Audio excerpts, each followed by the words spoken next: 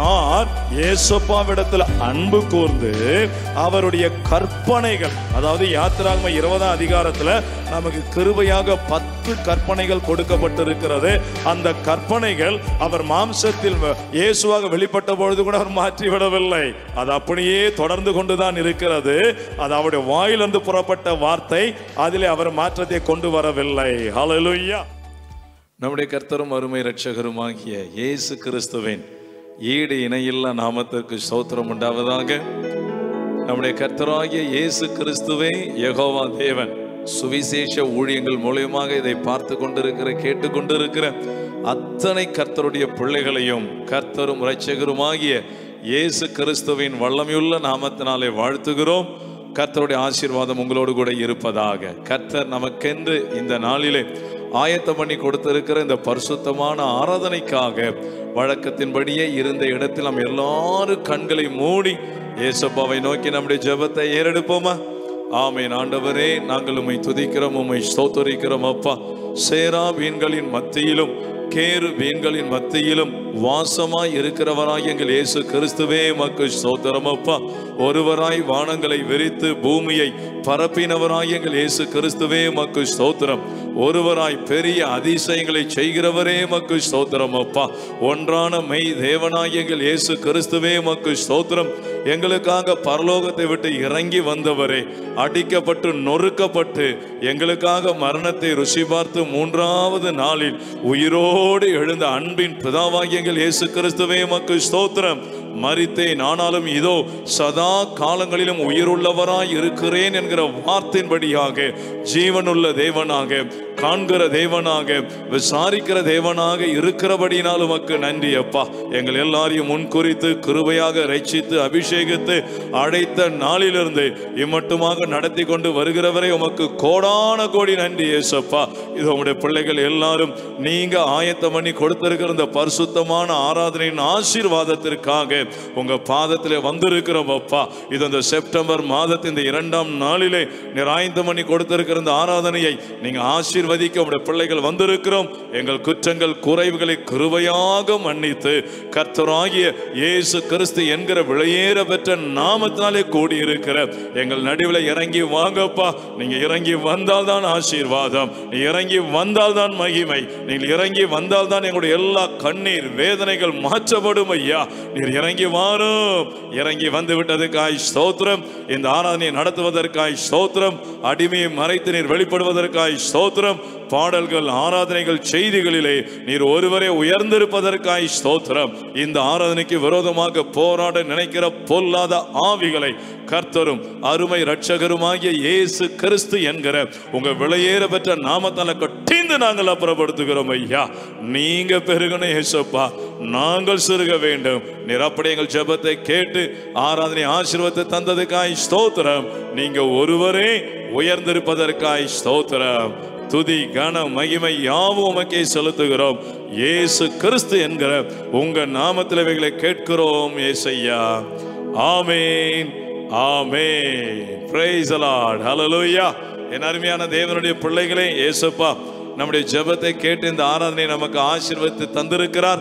வழக்கத்தின்படியே ஒரு பாடலின் 2-3 சரணங்களை பாடி நாம் இயேசுப்பாவுடைய நாமத்தை மகிமைப்படுத்த போகிறோம். ஹல்லேலூயா. 8 மாதங்களை கடக்கவும் இந்த 9ஆம் மாதத்தின் 2ஆம் நாளை காணவும் இயேசுப்பா நமக்கு கிருபை செய்திருக்கிறார். 9ஆம் மாதத்தை தந்த இயேசுப்பாவுக்கு நன்றி உள்ள இருதயத்தோடு நாம் பாடி மகிமைப்படுத்த எல்லாருக்கும் தெரிந்த பாடல் நன்றி நன்றி என்று, நன்றி நன்றி என்று நாள் முழுதும் உம்மை துதிப்பேன், நாதா நான் உம்மை துதிப்பேன். ஹல்லேலூயா. எல்லாருக்கும் தெரிந்த பாடல். எல்லாருமாக கரங்களை தட்டி என்னோடு கூட சேர்ந்து பாடி இயேசுப்பாவை நாம் உயர்த்த போகிறோம். ஹல்லேலூயா. நன்றி நன்றி என்று, நன்றி நன்றி என்று நாள் முழுதும் துதிப்பேன், நாதா உம்மை துதிப்பேன். நன்றி நன்றி என்று, நன்றி நன்றி என்று நாள் முழுதும் துதிப்பேன், நாதா உம்மை துதிப்பேன். காலையிலும் துதிப்பேன், மாலையிலும் துதிப்பேன், மதியத்திலும் துதிப்பேன், நடு இரவினிலும் துதிப்பேன். காலையிலும் துதிப்பேன், மாலையிலும் துதிப்பேன், மதியத்திலும் துதிப்பேன், நடு இரவினிலும் துதிப்பேன். நன்றி நன்றி என்று நன்றி நன்றி என் நாள் முழுதும் துதிப்பேன். நாதா உம்மை துதிப்பேன். நன்றி நன்றி என்று நன்றி நன்றி என்று நாள் முழுதும் துதிப்பேன். நாதா உம்மை துதிப்பேன். சகாயரே சகாயரே, தயவரரே தயவரரே, ஸ்நேகிதரே ஸ்நேகிதரே, என் சிருஷ்டிகரே சிருஷ்டிகரே. சகாயரே சகாயரே, தயவரரே தயவரரே, ஸ்நேகிதரே ஸ்நேகிதரே, என் சிருஷ்டிகரே சிருஷ்டிகரே. நன்றி நன்றி என்று நன்றி நன்றி என்று நாள் முழுதும் துதிப்பேன். நாதா உம்மை துதிப்பேன். எல்லாரும் சேர்ந்து நன்றி நன்றி என்று நன்றி நன்றி என்று நாள் முழுதும் துதிப்பேன். நாதா உம்மை துதி. ஒன் லாஸ்ட் டைம் எல்லாருமாக நன்றி நன்றி என்று நன்றி நன்றி என்று நாள் முழுதும் துதிப்பேன். நாதா உம்மை துதிப்பேன். நன்றி நன்றி என்று நன்றி நன்றி என் நாள் முழுதும் துதிப்பேன். நாதா உம்மை துதிப்பேன். ஹல்லேலூயா. இயேசுப்பா ஒருவரையே துதிக்க நாம் அழைக்கப்பட்டிருக்கிறோம். நன்றி உள்ள இருதயத்தோடு துதிக்க நாம் அழைக்கப்பட்டிருக்கிறோம். எல்லாரும் அப்படியே சிறிது நேரம் நம் இயேசுப்பாவுடைய பரிசுத்த நாமத்தை உள்ளத்தின் ஆழங்களில் இருந்து ஆவியோடு உண்மையோடும் தொழுது கொள்ள நாம் அப்படியே அர்ப்பணிப்போம். பாருங்க, இப்பொழுதுதான் ஒரு புதிய வருஷத்தில் காலடி எடுத்து வைத்தது போல இருக்கிறது.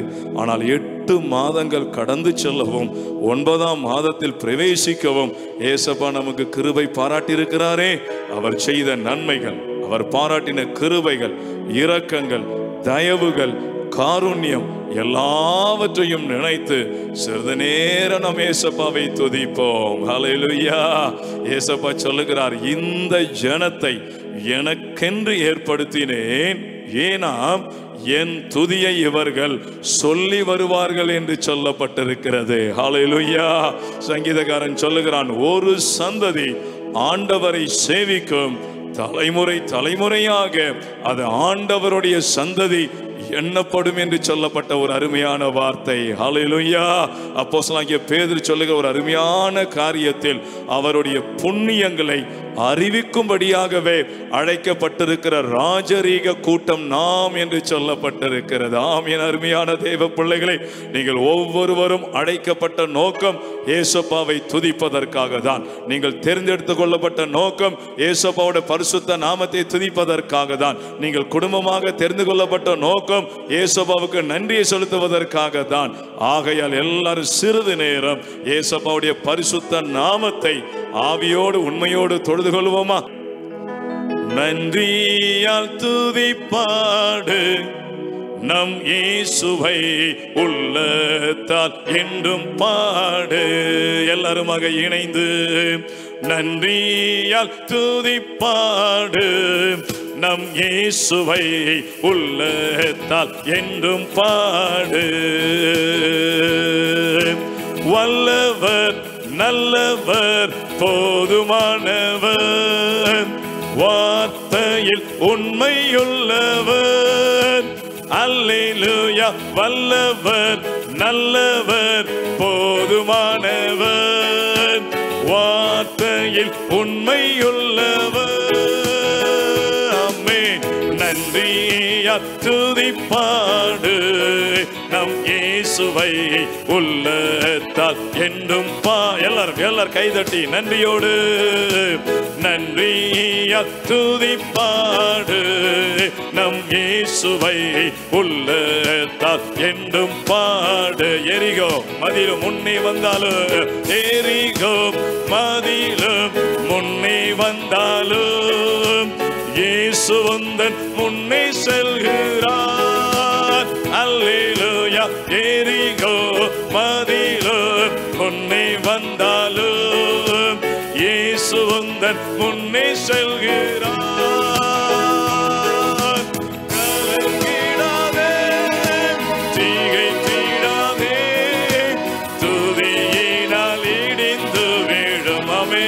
கலங்க வேண்டாம், கலங்கிடாதே, திகைத்திடாதே, துதியினால் இடிந்து விடும். நன்றியால் துதிப்பாடு நம் இயேசுவை உள்ளத்தால் என்றும் பா. எல்லாரும் ஏசப்பா எல்லாரையும் நிரப்புங்க ஐயா. நன்றியால் துதிப்பாடு நம் இயேசுவை உள்ளத்தால் என்றும் பாடு. ஆமென், ஆமென், ஆமென். ஹல்லேலூயா. ஏசப்பாவுடைய பிரசன்னம் நம்மை நிரப்பி இருக்கிறது. 8 மாதத்தின் மகிமையை காட்டிலும் இந்த 9ஆம் மாதத்தின் மகிமை பெரிதாயிருக்க போகிறது. பெரிய காரியங்களை கர்த்தர் உங்கள் வாழ்க்கையில் செய்ய போகிறார். உங்களை சாட்சியாய் நிறுத்த போகிறார். விசுவாசிங்க. நீங்கள் விசுவாசித்தால் தேவனுடைய மகிமையை காண்பீர்கள். Hallelujah, hallelujah, amen. Praise the Lord. ஹல்லேலூயா.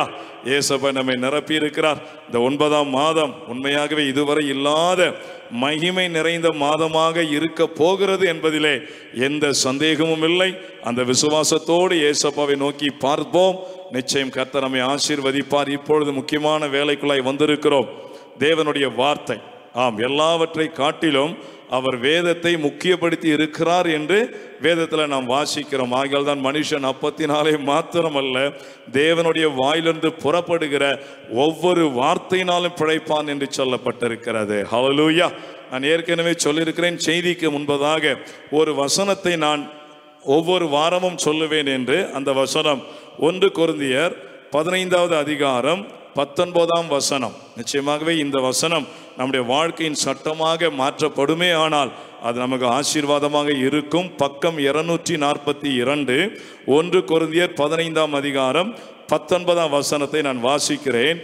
இம்மைக்காக மாத்திரம் நாம் கிறிஸ்துவின் மேல் நம்பிக்கை உள்ளவர்களாய் இருந்தால் எல்லா மனுஷரை பார்க்கிலும் பரிதவிக்கப்படத்தக்கவர்களாய் இருப்போம் என்கிற எச்சரிப்பான வசனத்தை மறந்துடாதீங்க.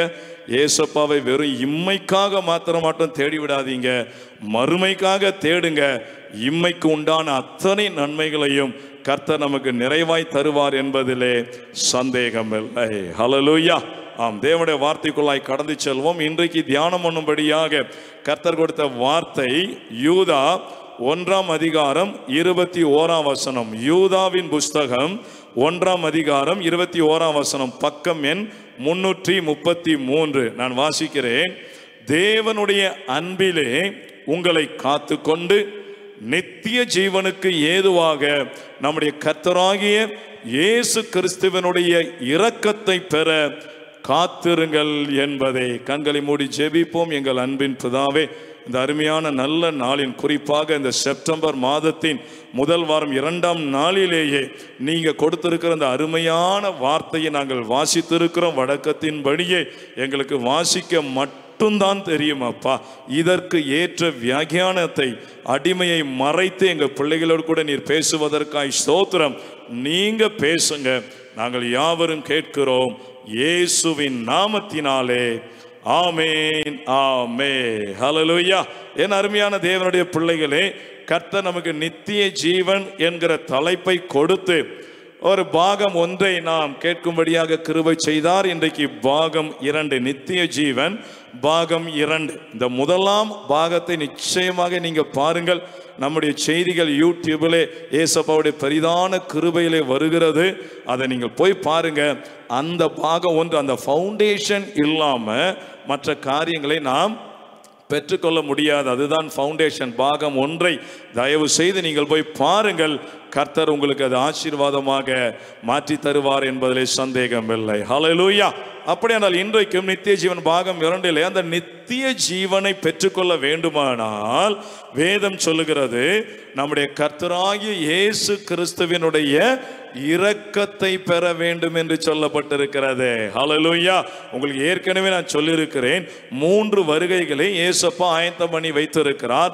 அதிலே முதலாம் வருகை முறை அவர் மாம்சத்தில் ரட்சிப்பின் திட்டத்தை நிறைவேற்றும்படியாக வந்தார், அடிக்கப்பட்டார், ரட்சிப்பை ஆயத்தம் பண்ணினார், உயிரோடு எழுந்தார், இப்பொழுது சிங்காசனத்தில் வீற்றிருக்கிறார். அதாவது பிதாவாகிய யெகோவா தேவன் தான் மாம்சத்தில் இயேசுவாக வெளிப்பட்டு ரட்சிப்பின் திட்டத்தை நிறைவேற்றினார். இது முதலாம் வருகை.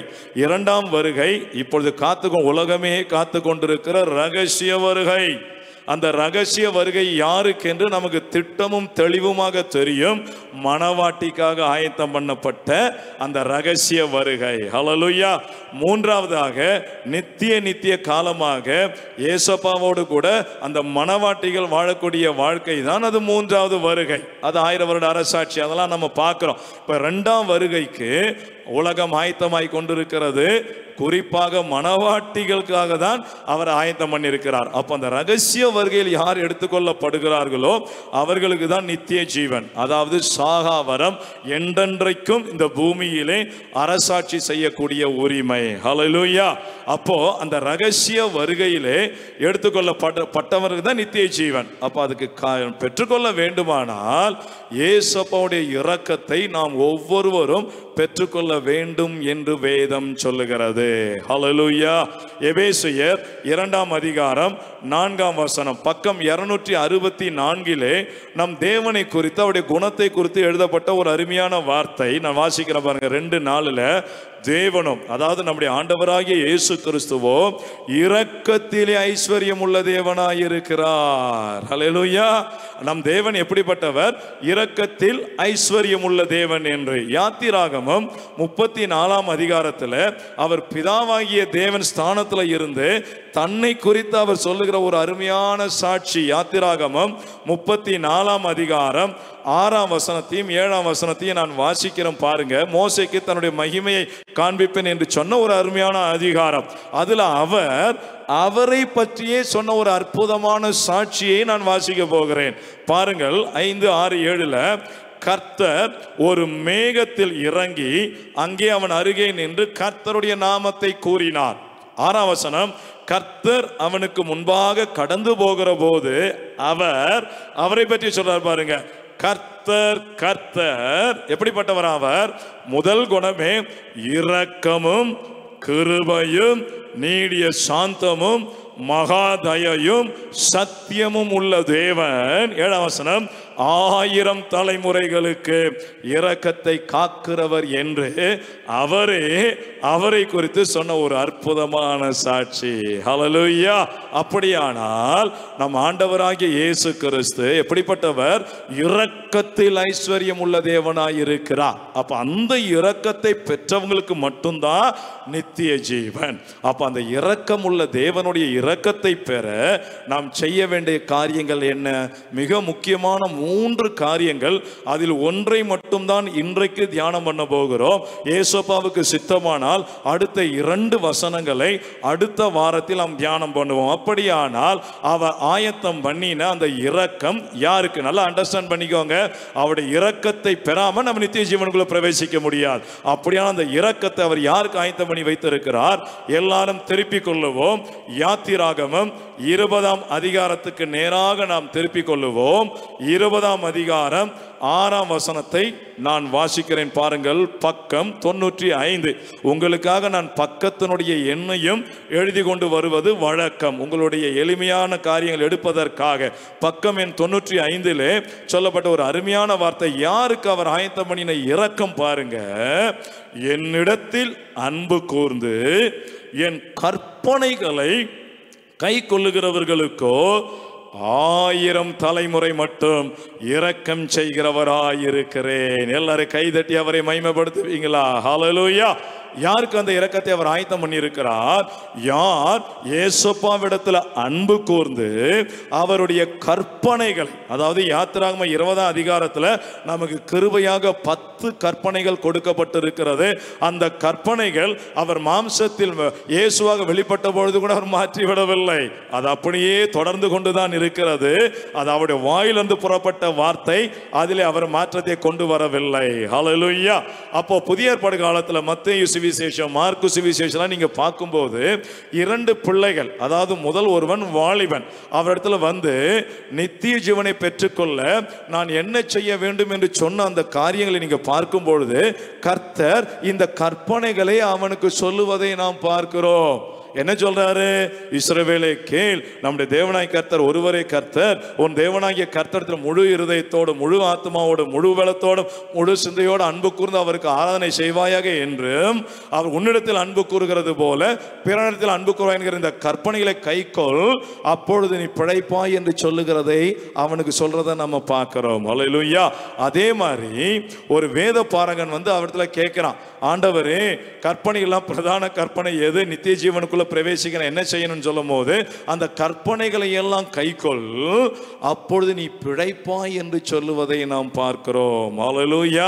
அப்படியானால் யாருக்கு அந்த இரக்கத்தை அவர் தருவேன் என்று சொல்றாருன்னா, அவர் எழுதி கொடுத்த இந்த 10 கற்பனைகளுக்கும் யார் கீழ்ப்படுகிறார்களோ அவர்களுக்கு தான் நித்திய ஜீவன், அந்த இரக்கம். ஹல்லேலூயா. இன்றைக்கு நம்ம இதெல்லாம் மறந்துட்டோங்க. இன்னைக்கு எல்லாமே மறந்துட்டோம். அவருடைய கற்பனைகளை எல்லாம் நம்ம மறந்துட்டோம். அவர் எழுதி கொடுத்த கற்பனைகளை மறந்து விட்டு பாரம்பரியங்களை நாம் கடைபிடித்து கொண்டு வருகிறதை நாம் பார்க்கிறோம். இது எல்லாவற்றையும் விளாவரி சொல்ல வேண்டிய அவசியம் இல்லை. உங்களுக்கு சற்று ஆண்டவர் நினைப்பூட்டுகிறார். நினைப்பூட்டி இதையெல்லாம் மறந்துட்டா மகளே, இதெல்லாம் மறந்துட்டாய் மகளே, இதையெல்லாம் மறந்துட்டீங்க சபையே, போதகர்மார்களே, விசுவாச பிள்ளைகளே, பெரிய பெரிய எப்படி சொல்றது, அந்த அதிகாரம் படைத்த மக்களை, பிஷப்மார்களே, எல்லாம் மறந்துட்டீங்க. கற்பனைகளை மறந்துட்டீங்க. என்னுடைய கற்பனையின்படி நடவாமல் உங்களுடைய பாரம்பரியத்தின்படி ஓடிக்கொண்டிருக்கிறது என்று சொல்லி கர்த்தர் அங்கலாய்ப்போடு பேசுகிறார். இங்க பாருங்க, அவர் வார்த்தையை என்னைக்கும் மாத்திக்க மாட்டாருங்க. அவருடைய வார்த்தையின்படி யார் நடக்கிறார்களோ அவர்களுக்கு தான் அந்த இரக்கம், அவர்களுக்கு தான் அந்த நித்திய ஜீவன். அப்படி என்றால் அது முதல் கற்பனை என்ன? 3ஆம் வசனத்துல, என்னை அன்றி உனக்கு வேறே தேவர்கள் உண்டாயிருக்க வேண்டாம். இதுதான முதல் கற்பனை. ஏசப்பா தன்னை எப்படி வெளிப்படுத்துறாரு? நான் ஒருவர் தான் மெய்யான தேவன், என்னை அன்றி உனக்கு வேறு தேவர்கள் உண்டாயிருக்க வேண்டாம். இது படையற்புள்ள பிதாவாகிய தேவன் தான் மாம்சத்துல இயேசுவா வெளிப்பட்டார். அவர் சொல்ற ஒரே காரணம், நானே தெய்வம், அவருக்கு மேல ஒரு தேவன் இல்லை, அவருக்கு பின் ஏற்பட்ட தேவன் இல்லை, சமானம் இல்லை. முதல் கற்பனையே ஒரே தேவன் தான் உண்டு, அவர் ஒருவராய் இருக்கிறார் என்பதை மறந்து போகக்கூடாது. இதையே மாத்தியாச்சு. கிபி 325ஆம் ஆண்டுல இந்த நிசாயா சங்கம் சொல்றாரு, இந்த எபேசு சபை நிக்கோலாய் மதஸ்தர், அதுதான் அங்கதான் தொடங்குச்சு. அது தொடங்கி இப்போ ஒரு அருமையான பரிசுத்தவான் என்கிட்ட அடுத்த போன வாரம் பேசும்போது சில காரியங்களை சொன்னார்கள். உண்மையாக ஒரு பயங்கரமாக தான் இருக்குது. பாருங்க, அதை அந்த நிக்கோலாய் மதஸ்தர் நிசாயா சங்கத்தில் தான் அது தொடங்குச்சு. அங்கே தான் வந்து ஒரே தேவன் 3 தெய்வங்களாக மாற்றப்பட்ட சரித்திரம். போய் நீங்கள் என்சைக்ளோபீடியாவில் போய் நீங்கள் கூகுளில் சர்ச் பண்ணி பாருங்கள். நாங்கள் சொல்கிறதெல்லாம் சரித்திரம். ஒரே தேவனை 3 தெய்வங்களாக மாற்றப்பட்ட இடம் தான் அந்த நிசாயா சங்கம். 325 நடந்தது. இப்போ 2025 வருடம் ஆகிவிட்டது.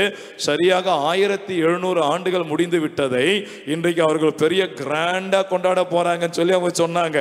நம்ம போட்ட அந்த தவறான விதை இன்னைக்கு வரைக்கும் 1700 வருஷமாக அசைக்கப்படாமல் இருக்கிறது. அவங்க நினைச்சுக்கிட்டு இருக்காங்க அசைக்கப்படவில்லை என்று. வருகிறது எழுப்புதல் நாட்கள், அப்போஸ்தல நாட்கள் வந்து கொண்டிருக்கிறது. அப்போஸ்தல அழைப்பை பெற்ற மக்களை கொண்டு ஏசப்பா இயற்கைக்கு அப்பாற்பட்ட அற்புதங்களை செய்கிற நாட்கள் வந்து கொண்டிருக்கிறது. தவறான உபதேசங்கள் எல்லாம் தவிடுபொடியாக ஆகக்கூடிய நாட்கள் வந்து கொண்டிருக்கு. அருமையான பிள்ளைகளே, செய்தியை கேட்கிற பிள்ளைகளே, ஒரே தேவன் தான் உண்டு, அவர் ஒருவராய் இருக்கிறார் என்பது சத்தியம். நம்ம நிறைய செய்தி சொல்லிட்டோம். பிதாவாகிய தேவன் தான் மாம்சத்தில் இயேசுவை வெளிப்பட்டார், அவர் தான் பரமேறினார், 50வது நாளிலே தம்முடைய பரிசுத்தாவியை ஊற்றினார். பிதா, குமாரன், பரிசுத்தாவி ஆண்டவருடைய தன்மைகள். 3 தெய்வங்கள் அல்ல, ஒரே தெய்வம், அவருடைய ஒப்பற்ற நாமம் இயேசு கிறிஸ்து. அதுதான் முதல் கற்பனை. இஸ்ரவேலே கேள், நம்முடைய தேவனாய் கர்த்தர் ஒருவர். இந்த பிரதான கற்பனை தள்ளப்பட்டாயிற்று. இது எல்லாருக்கும் தெரிந்தும் இன்றைக்கு மட்டுமாக அதை தான் கடைபிடித்துக் கொண்டிருக்கிறார்கள். இல்லை. 2வது காரியம், மேலே வானத்திலும் கீழே பூமியிலும் பூமியின் கீழ் தண்ணீரிலும் உண்டாயிருக்கிற ஒப்பான யாதொரு விக்கிரகத்தை ஆகிலும் உண்டாக்க வேண்டாம். இது 2வது கற்பனை. இதில் அடிபட்டு போச்சு. இன்னைக்கு சிலுவையை வணங்குகிற வழக்கம் ஏராளம். இன்றைக்கு ஏசப்பாவுடைய படம் இதுதான் சொல்லிட்டு அவருக்கு ஒரு தாடியெல்லாம் வச்சு அவருடைய படத்தை வச்சு அதை வணங்கக்கூடிய காரியங்கள் இன்னைக்கு ஏராளம். அவரை தவிர்த்து மற்ற தெய்வங்களை வணங்குகிற காரியம் ஏராளம். இல்லை, நம் தேவன் ஆவியாயிருக்கிறார். அவரை தொழுது கொள்ளுகிறவர்கள் ஆவியோடு உண்மையோடும் தொழுது கொள்ள வேண்டும் என்று அவரே கட்டளை கொடுத்திருக்கிறாரே.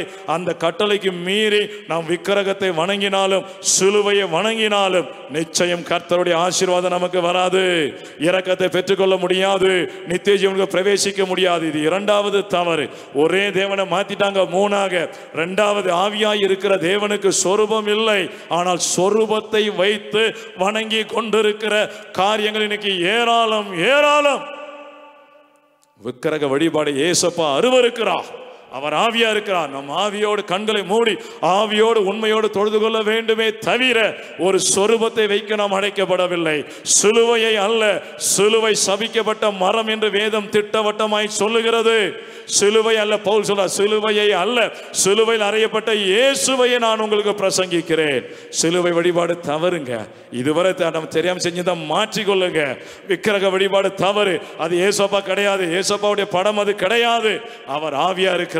ஆவியோடு உண்மையோடு தொழுது கொள்ளணும். விக்கிரகம் கிடையாது, சிலுவை கிடையாது. ஜாக்கிரதை. மூணாவது பார்த்தீங்கன்னா அவைகளை நமஸ்கரிக்கும் கூடாது சொல்லிட்டு அவருடைய நாமத்தை வீணிலே வழங்காதிருப்பாயாக. இன்றைக்கு அவருடைய நாமம் எவ்வளவு சிறுமைப்படுத்தப்படுகிறது. மரித்த பரிசுத்தவான்கள் எல்லாம் உயர்த்தப்பட்டு உயிரோடு இருக்கிற இயேசு கிறிஸ்துவின் நாமம் சிறுமைப்படுகிறது. அவருடைய நாமத்தை சிறுமைப்படுத்துகிறவர்களுக்கு விரோதமாக அவர் நிச்சயம் எழும்புவார். மூணாவது கற்பனை. நாலாவது என்ன சொல்லப்பட்டிருக்கிறது? ஓய்வு நாளை பரிசுத்தமாய் ஆசரிக்க நினைப்பாயாக. இன்னைக்கு எல்லாம் வாரந்தோறும் சபைக்கு போறதெல்லாம் ஸ்டாப் ஆயாச்சு. வருஷத்துக்கு ஒரு தடவை அதை கிறிஸ்மஸுக்கு, நியூ இயருக்கு, ஈஸ்டருக்கு, குட் ஃப்ரைடேன்னு சொல்லிட்டு இப்படிப்பட்ட காரியங்களுக்கு போகக்கூடிய காரியங்களை பார்க்கிறோம். 6 நாள் வேலை செய்யணும். வேலை 6 நாள் செஞ்சாகணும். கண்டிப்பா வேலை செஞ்சாதான் சாப்பாடுன்னு சொல்றாரு. வேலை செய்யணும். 7ஆம் நாள் பரிசுத்தமான ஓய்வு நாள். ஓய்வு நாளை ஆசரிக்க நினைப்பாயாக. இதெல்லாம் கற்பனைகள். இதெல்லாம் விட்டாச்சு, எல்லாம் மறந்தாச்சு. இது எல்லாத்தையும் விட்டுட்டு நம்ம ஓடிக்கொண்டு இருக்கிறோம். ஆனால் ஜாக்கிரதை. ஆண்டவர் நித்திய ஜீவனை தர விரும்புகிறார். அவருடைய இரக்கத்தை தர விரும்புகிறார். அவருடைய 10 கற்பனைகளுக்கு நம்ம அப்படியே கீழ்ப்படினோம். 9க்கு கீழ்ப்படிந்து 1 விட்டா கூட நீங்க குற்றவாளி என்று கர்த்தர் வேதத்தில் எச்சரிப்பான வசனம் சொல்லியிருக்கிறார். அதை பார்த்து கொள்ளுங்க. 5வது நமக்கு நல்லா தெரியும். உன் தகப்பனையும் தாயையும் கனம் பண்ணு. இன்னைக்கு படியாமை அதிகமாய் போயிடுச்சுங்க. பெற்றோர்களை எதிர்த்து நிற்கிற பிள்ளைகள் ஏராளம் ஏராளம். பிள்ளைங்கள் எல்லாம் கண்ணீரோடு ஜெபம் பண்ணிக்கிறாங்க. பாஸ்டர், பிள்ளைங்க யாரும் கீழ்ப்படிய மாட்டாங்க, சொல்றதை கீழ்ப்படிய மாட்டாங்கன்னு சொல்லிட்டு தகப்பன் தாயார் கண்ணீரோடு ஜெபம் பண்ணிக்கிறது ஏராளம் ஏராளம். பிள்ளைகளே, பெற்றோர்களுக்கு பிள்ளையா கொடுக்கப்பட்ட அருமையான தேவ பிள்ளைகளே, உங்க வாழ்நாள் நீடிப்பதற்கு, இயேசுவோட இரக்கம் வருவதற்கு, நித்திய ஜீவனை பெற்றுக்கொள்ள உங்களை பெற்ற தகப்பனையும் தாயையும் கனம் பண்ண தவறி விடாதிருப்பீர்களாக. அவருடைய வார்த்தைகளுக்கு கீழ்ப்படிங்க. அசட்டை பண்ணாதீங்க. இயேசுப்பா உங்களுக்கு கொடுத்த பெற்றோருடைய வார்த்தைகளை அசட்டை பண்ணாதீங்க. தன் தகப்பனையும் தன் தாயையும் தூஷிக்கனுடைய தீபம் கார் இருளில் அணைந்து போகும் என்று எச்சரிப்பு கொடுத்திருக்கிறார். உங்களுக்கு என்று கிருபையாய் கொடுத்த பெற்றோர்களுக்கு கனம் பண்ணுங்க. அது நிச்சயம் உங்களுக்கு ஆசீர்வாதத்தை கொண்டு வரும். கொலை செய்யாதிருப்பாயாக. இதெல்லாம் விவரிக்க வேண்டிய அவசியம் இல்லை, சொல்லிட்டு போயிடுறேன். விபச்சாரம் செய்யாதிருப்பாயாக, களவு செய்யாதிருப்பாயாக, பிறனுக்கு விரோதமாய் பொய் சாட்சி சொல்லாதிருப்பாயாக. கடைசியாக பாருங்க, பிறனுக்கு உண்டான யாதொன்றையும் இச்சியாதிருப்பாயாக. இன்னைக்கு இது ஏராளமாயிடுச்சுங்க. பிறனுக்கு உண்டான பொருளை இச்சிப்பது, பிறனுடைய மனைவியை இச்சிப்பது, பிறனுடைய கணவனை இச்சிப்பது, பிறனுக்கு உண்டான வேலைக்காரலை இச்சிப்பது, பிறனுக்கு உண்டான அந்த வீடு, அவங்களுக்கு இருக்கக்கூடிய காரியங்கள், அது இது அவங்களுக்கு இருக்கே, எனக்கு இல்லை இல்லை, பிறனுக்கு உண்டான யாதொன்றை இச்சியாதிருப்பாயாக என்பது கடைசி கற்பனை. இந்த 10 கற்பனைகளுக்கும் உண்மையும் உத்தமமாக நாம் பயந்து அன்பு கூர்ந்து அவருடைய கற்பனைக்கு கீழ்ப்படிஞ்சாதான் அவருடைய இரக்கம் நமக்கு வெளிப்படும். அந்த இரக்கம் நம்மை நித்திய ஜீவனுக்கு நேராக வழி நடத்தும். ஹல்லேலூயா. மறந்து போனதை கர்த்தர் இந்த செப்டம்பர் மாதத்திலே முதல் வாரத்தில் உங்களுக்கு நினைப்பூட்டுகிறார். இந்த நினைப்பூட்டின இந்த வசனங்களுக்கு உண்மையாக கீழ்ப்படுங்க. இதை தியானம் பண்ணி பாருங்க. இன்னும் தியானம் பண்ணுங்க. நம்ம நேரம் இல்லை, அதனால நம்ம கொஞ்சம் வேகமாக போய் கொண்டு இருக்கிறோம். இதை நீங்கள் தியானம் பண்ணி பாருங்க. அந்த கற்பனைகளுக்கு கீழ்ப்படிய ஒப்பு கொடுங்க. வேதம் சொல்லுகிறது, அவருடைய கற்பனைகளை கை கொள்ளுகிறதுனால் மிகுந்த பலன் உண்டு என்று சொல்லப்பட்டிருக்கிறது. கற்பனைக்கு பயப்படுகிறவனோ பலன் அடைவான் என்று சொல்லப்பட்டிருக்கிறது. அவருடைய கற்பனை நமக்கு பரிசு பரிசுத்தத்தை கொண்டு வருகிறது என்று சங்கீதக்காரன் சொல்லுகிறான். ஆகையால் என் அருமையான பிள்ளைகளே, கர்த்தர் பேசின இந்த ஜீவனுள்ள வார்த்தைக்கு நீங்கள் முற்றிலுமாய் ஒப்பு கொடுங்க. மிக முக்கியமானது, ஒரே தேவன் உண்டு, அவர் ஒருவராய் இருக்கிறார், இருவராக மூவராக கிரியை செய்யவில்லை. அவர் பிதாவாக, குமாரனாக, பரிசுத்தாவியாக கிரியை செய்கிறார். அவருடைய ஒப்பற்ற நாமம் கர்த்தராகிய இயேசு. அவரை அன்றி வேறு தேவர்கள் நமக்கு இருக்கக்கூடாது. குறிப்பாக நீங்கள் விக்கிரக வழிபாடிலிருந்து விலகுங்கள்.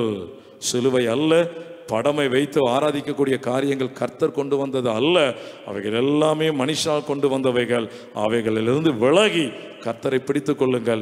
நித்திய ஜீவனை கர்த்தர் உங்களுக்கு தருவார். கர்த்தருடைய நாமம் மகிமைப்படும். நாம் ஜெபிப்போமா? எங்கள் அன்பின் பிதாவே, இந்த அருமையான நல்ல நாளிலே உம்முடைய ஜீவனுள்ள வைராக்கியமான வார்த்தைகளை, உம்முடைய பிள்ளைகள் கடைபிடிக்க வேண்டிய வார்த்தைகளை நினைப்பூட்டு இருக்கிறே. மறந்து போயிட்டோம் ஏசப்பா, அநேக நாட்களாய் மறந்து போயிட்டோம் ஏசப்பா. அநேக நாட்களாக மெய்யான தேவனும் இல்லை, அநேக நாட்களாக வேதமும் இல்லை, அநேக நாட்களாக பிரசங்கிக்கிற ஆசாரியனும் இல்லை என்ற அங்கலாய்ப்பை இன்றைக்கும் வெளிப்படுத்துகிறீர் ஏசப்பா. மறந்து போன காரியங்களை நினைப்பூட்டுகிறேன். உங்களுடைய பிள்ளைகளை நேசிக்கிறபடியினாலே, உங்களுடைய வருகை சமீபமாய் இருக்கிறபடியினாலே, ஒருவரும் கெட்டு போகாமல் எல்லாரும் நித்திய ஜீவனை பெற்றுக்கொள்ள வேண்டும் என்று சித்தம் கொண்டு என் மூலமாக நீர் பேசின ஜீவனுள்ள வார்த்தைகளுக்காக மக்கள் ஸ்தோத்திரம். எங்க பிள்ளைகளுடைய உள்ளத்தில் கிரியை செய்யட்டும். இன்றைக்கே ஒப்பு கொடுக்கட்டும் அப்பா. இந்த வார்த்தையை கேட்கிற பிள்ளைகள் வேதத்தை அதிகமாய் வாசிக்கட்டும், கற்பனைகளை தியானம் பண்ணட்டும், அந்த கற்பனைக்கு ஒப்பு கொடுக்கட்டும். ஒப்பு கொடுத்து உங்களுடைய இரக்கத்தை பெற்றுக்கொண்டு நித்திய ஜீவனுக்கு ஆயத்தமாகட்டும். நீர் அப்படியே எங்கள் பிள்ளைகளை ஆயத்தப்படுத்துவதற்காக ஸ்தோத்திரம். சபைகளை ரட்சியும், போதகர்மார்களை ரட்சியும், விசுவாச பிள்ளைகளை ரட்சியும். உண்மையான சத்தியத்தில் எல்லாரையும் அழைத்துக் கொண்டு வாரும். உங்களுடைய வருகையில் பெருங்கூட்டை ஜனம் மனவாட்டியாக எடுத்துக்கொள்ளப்பட நீர் எல்லாரையும் ஆயத்தப்படுத்தும். ஆசீர்வதியும், ஆசீர்வதியும். நீர் அப்படியே செய்வதற்காக மக்கள் ஸ்தோத்திரம். இயேசுவின் நாமத்தினாலே ஆமென், ஆமென். எல்லாரும் சேர்ந்து சொல்வோம். என் ஆத்துமாவே கர்த்தரை ஸ்தோத்திரி, என் முழு உள்ளமையுடைய பரிசுத்த நாமத்தை ஸ்தோத்திரி. என் ஆத்துமாவே கர்த்தரை ஸ்தோத்திரி, கர்த்தர் செய்த சகல உபகாரங்களையும் மறவாதே. ஆமென், ஆமென். Praise the Lord. God bless you.